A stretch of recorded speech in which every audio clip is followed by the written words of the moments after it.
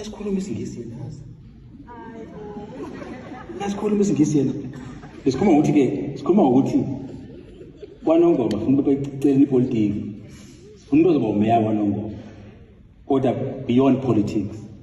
So kuthiwa ke hayi kodwa yena sikhuluma lapha ufika ufuna ukuphikana.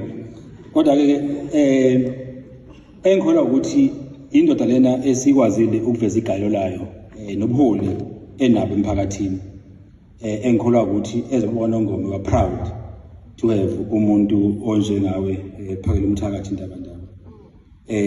Namhlanje ke sizokomelisa nge-Best Practical Rural Agricultural Program Award.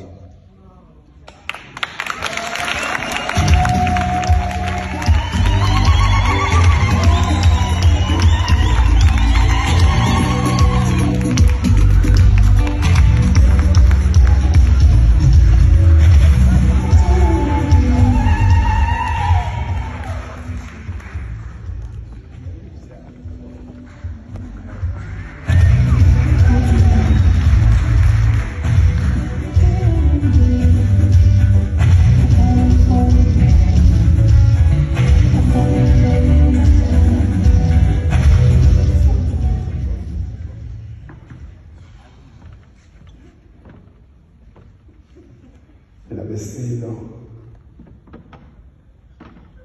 nabonga ngey'taba zakhe nabonga ukuthula kolwandle abantwana basezinkulu amakhosi akhona la icuthwane ikhona mina ngiyisoshala nkosi angikwazi ukukhuluma ngikwazi ukulwa nje isosha kufanele sazane ukuthi omunye muhle kuphi omunye muhle kuphi mina ngimuhle lapho ukuboneni khona into engenzeki kahle bese ngiba nesizungu. uNkulunkulu ngiyambonga ngokuhlangana nensizwa yakithi le. uNkosi is my mentor and I've been saying it for the longest time. uNkosi is a rare breed. Ngoba uNkosi is a very rich man and is also very educated. Kodwa uNkosi uyakwazi ukulingana nomuntu ufana nami belusele inkomo. So ke uNkosi ngiyabonga ukuthi wami uNkulunkulu uzokubeka.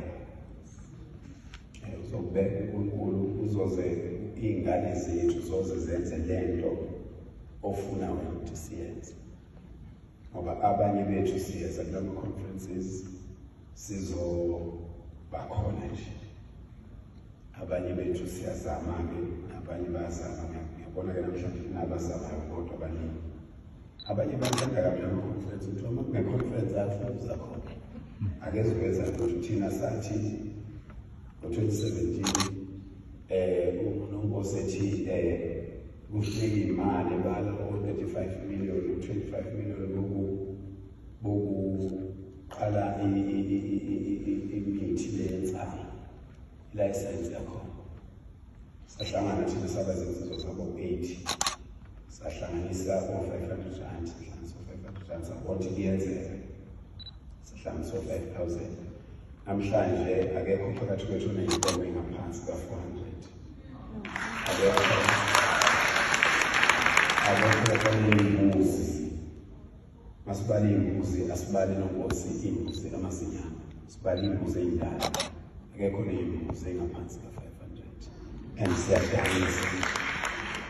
So-ke abaningi baye bathi ukuphakela umthathu njengoba engizalenda yenza ezweni ufandwe abantu bakwa-Israel. I'm self-funded, ngidayisa iy'mbuzi zakithi.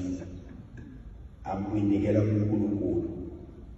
Ngiyanikela kuNkulunkulu ngidayisa iy'mbuzi zakithi mina 6 months abafazi bakithi ngingababoni. Kade ngikhuluma naye masibuye ethetha lezi nsizwa besemotweni. Ethi hayi yimi uthandeka kwasibika yenza ngathi ukhuluma nomuntu engingamazi engikhumbuza ukuthi usewumfazi. Ngiyamtshela ngidala umuntu noma ngathiwa-ke ngikuthanda kangakanani kodwa izwe imali nje kusho ukuthi iy'ngane zakho azizokhululeka wena ngafanele akulungiswe ukuqala.